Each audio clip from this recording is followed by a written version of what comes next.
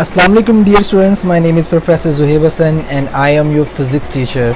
जी बेटा, आज हम चैप्टर नंबर 12 का नेक्स्ट लेक्चर स्टार्ट करने जा रहे हैं जिसका टाइटल है electric potential at a point due to a point charge.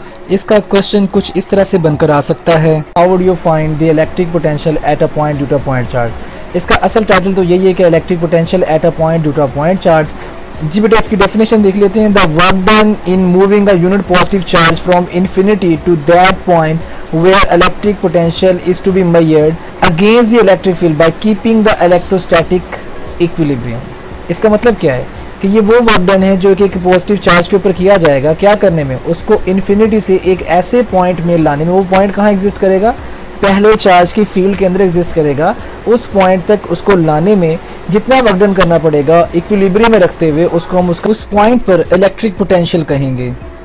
जी, इसका जो सिंबल होगा वो कैपिटल V है। इसकी जो मैथमेटिकल फॉर्म है वो है 1/4 pi epsilon not Q over R, जिसको हम प्रूव करने जा रहे हैं। राइट, इसको प्रूव करने के लिए पहले हमें क्या करना पड़ेगा? इसके स्टेटमेंट के मुताबिक हमें एक चार्ज लेट करना पड़ेगा जिसमें से कुछ electric field lines away from the charge यहाँ से ऐसे मूव कर रही हैं क्योंकि ये चार्ज पॉजिटिव है। लेट हम करेंगे कि हमारे पास एक पॉजिटिव पॉइंट चार्ज है जिसमें से इलेक्ट्रिक फील्ड लाइंस कुछ इस तरह से हर डायरेक्शन में निकल रही हैं और इसकी इलेक्ट्रिक फील्ड लाइंस के अंदर एक पॉइंट आपने A सपोज किया और एक पॉइंट आपने B सपोज किया है। आप चार्ज को किसी पॉइंट A से B तक लेके जा रहे हैं। ठीक है, अगर आप किसी पॉइंट A से B तक लेके जा रहे हैं तो आपका फाइनल पॉइंट क्या होगा? B। इनिशियल पॉइंट क्या होगा? A। तो अगर आप इनका दरमियानी फासला निकालना चाहते हैं जो कि डेल्टा R से रिप्रेजेंट किया हुआ है, तो आप चार्ज के सेंटर से B के फासले में से चार्ज के सेंटर से A के फासले को निकाल देंगे तो आपके पास डेल्टा R आ जाएगा। राइट, तो ये आपके पास लेट्स सपोज एक चार्ज है जिसकी फील्ड के अंदर आपने दो पॉइंट्स सपोज किए हुए और इन दोनों पॉइंट्स के दरमियान आप किसी दूसरे चार्ज को अगेंस्ट द फील्ड लाना चाहते हैं। तो आप क्या करेंगे? आप B पॉइंट से चार्ज को A पॉइंट की तरफ लाने की कोशिश करेंगे और इसके दौरान आप वर्क डन को फाइंड करने की कोशिश करेंगे। लेकिन सबसे पहले आपको उसका दरमियानी फासला पता होना चाहिए और उसके साथ साथ इलेक्ट्रिक फील्ड इंटेंसिटी के अंदर आपको पता है कि R² की वैल्यू आती है 1/4 pi epsilon not Q over R²। तो आपको R² की वैल्यू भी पता होनी चाहिए। अब इसको हम कैसे फाइंड करेंगे इसको हम देख लेते हैं। जी, a unit positive charge is moved from infinity to that point by keeping it in equilibrium। ठीक है, कि यूनिट पॉजिटिव चार्ज है जिसको इन्फिनिटी से लाया गया है इक्विलिब्रियम में रखते हुए। As electric intensity varies inversely as a square of the distance from the charge, क्योंकि इलेक्ट्रिक फील्ड इंटेंसिटी का स्क्वायर ऑफ द डिस्टेंस के साथ क्या है? इनवर्स रिलेशन है। It does not remains constant, यानी कि अगर आप इन्फिनिटी से किसी पॉइंट की तरफ आप चार्ज को लेके आ रहे हैं तो उसमें R की वैल्यू चेंज होगी। अगर R की वैल्यू चेंज होगी तो ऑब्वियस सी बात है उसकी इलेक्ट्रिक फील्ड इंटेंसिटी की वैल्यू भी क्या कर जाएगी? वेरी कर जाएगी। तो आपने उसको वेरी नहीं करवाना, तो फिर क्या होगा? Now take 2 points A and B infinitesimally close to each other so that E remains almost constant। Electric potential at a point to a point charge B लिया, इसका क्वेश्चन कुछ इस तरह से बनकर आ सकता है। इतना कम रखा कि वहां तकरीबन E की वैल्यू क्या रहेगी? इलेक्ट्रिक कांस्टेंट रहेगी। इस बात को कंफर्म करने के लिए आपने A और B के दरमियान जो फासला रखा है वो इनफाइनाइटसिमली क्लोज्ड है, यानी कि इनफाइनाइटसिमली कम फासला है, जिसकी वजह से हम क्या कंसीडर कर सकते हैं कि दोनों के दरमियान पाई जाने वाली इलेक्ट्रिक फील्ड की इंटेंसिटी जो है वो भी सेम है। राइट, अगर देखिए the distance between point A and B from the charge are RA and RB respectively. Charge से उन दोनों के फासले A का RA और B पॉइंट का RB लिया गया है। The distance between point A and B is delta R given as. तो पॉइंट A और B पे जो डिस्टेंस है इन दोनों का वो डेल्टा R है और डेल्टा R को निकालने के लिए आप क्या कर सकते हैं? RB माइनस RA कर सकते हैं। सबसे पहले तो हम डेल्टा R को फाइंड करते हैं जो कि दोनों पॉइंट्स का दरमियानी फासला है जिनके दरमियान में चार्ज ने मूव करना है अगेंस्ट द फील्ड, जो कि RB माइनस RA करके निकाला जा सकता है। अब चूंकि इन दोनों का फासला जो इनफाइनाइटसिमली क्लोज्ड है तो मैं एक जनरल डिस्टेंस इन दोनों के दरमियान ले लेता हूँ जो कि एवरेज डिस्टेंस होगा। तो एवरेज लेने के लिए क्या करेंगे? RA पॉइंट A के फासले को पॉइंट B के फासले में आप क्या करेंगे? ऐड करेंगे और 2 पे डिवाइड कर देंगे।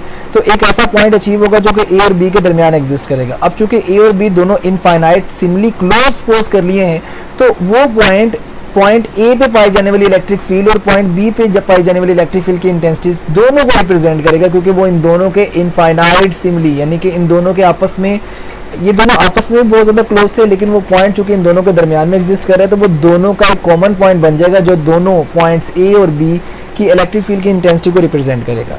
जी बेटा, R हम निकाल लेते जो कि एवरेज डिस्टेंस है RA plus RB over 2। RB की वैल्यू यहाँ से निकाल लेंगे, RA वहां जाके ऐड हो जाएगा तो डेल्टा R प्लस RA आ जाएगा। इसकी वैल्यू अगर मैं यहाँ पुट करूँ आर बी की जगह तो मेरे पास बन जाएगा R A plus delta R plus R A, तो आर ए आपस में ऐड हो जाएगा जो कि 2RA बन जाएगा। और इसके 2RA बनने के बाद ये इसके डिनोमिनेटर में जो 2 वैल्यू आ रही है इसको बारी बारी दोनों टर्म्स के नीचे लिखें।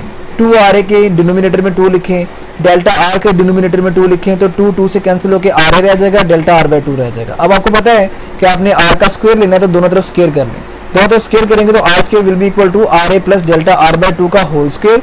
अगर मैं इसका स्क्वायर एक्सपेंड करता हूं तो वो बन जाएगा RA square plus 2RA into delta R over 2 delta R over 2 का स्क्वायर, राइट।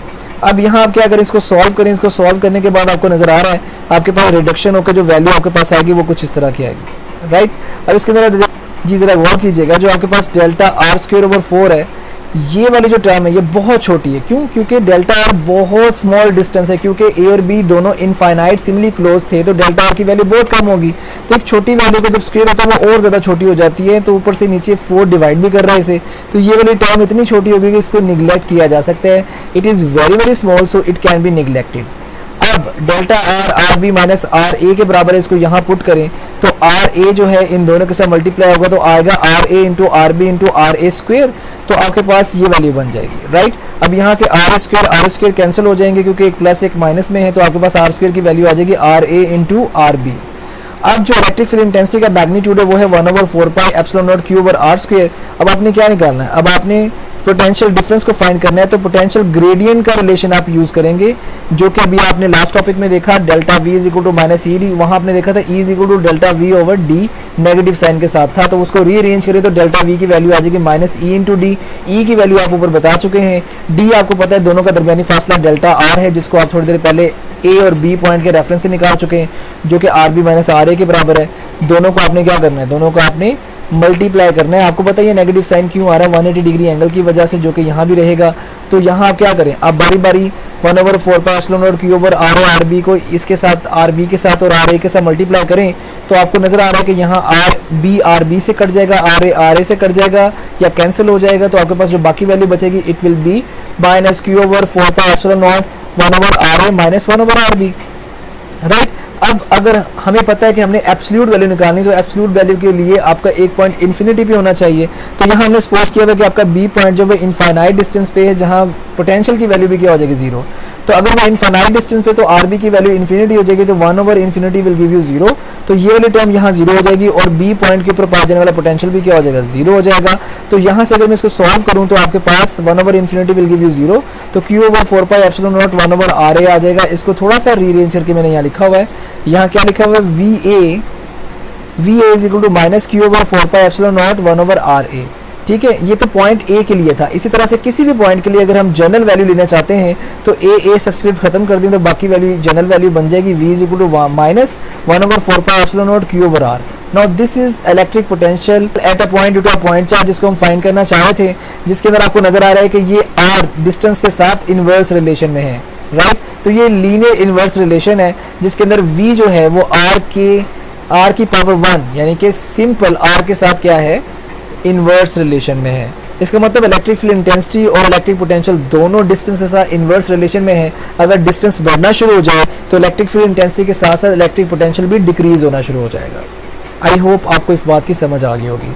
जी बेटा, आज के लिए बस इतना ही। इंशाल्लाह बहुत जल्द नेक्स्ट लेक्चर के साथ आपकी खिदमत में हाजिर होऊंगा। तब तक के लिए मुझे इजाजत दीजिए। थैंक यू वेरी मच जी। अल्लाह हाफिज।